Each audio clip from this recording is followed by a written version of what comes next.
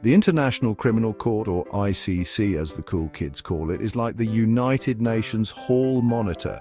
They're based in The Hague, which is in the Netherlands, in case you were wondering.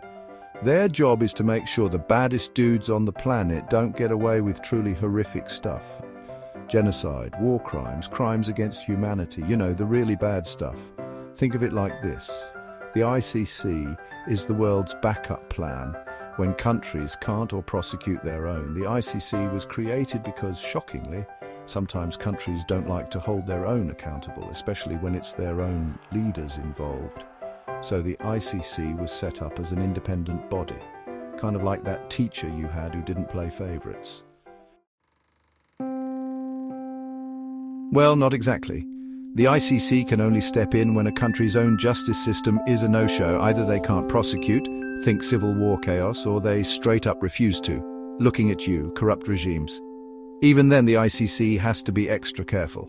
The ICC mainly focuses on individuals, not entire countries. We're talking presidents, generals, rebel leaders, the big fish. But there's a catch. The ICC can only go after folks from countries that have signed on to their little club, officially known as the Rome Statute. You bet there are rules. The ICC can't just waltz in and start arresting people willy-nilly. They need evidence and lots of it.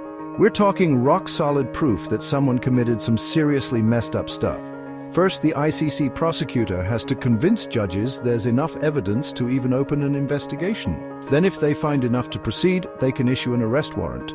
But even then, they rely on countries to actually make the arrest. The ICCC doesn't have its own police force. They're more like a really stern principal that has to call your parents to enforce detention. You see, that's where things get even more complicated. Israel isn't part of the ICC's club. They never signed the Rome Statute. So technically, the ICC doesn't have jurisdiction there. Now, the ICC potentially investigate crimes in Israeli-occupied territories since Palestine is a member.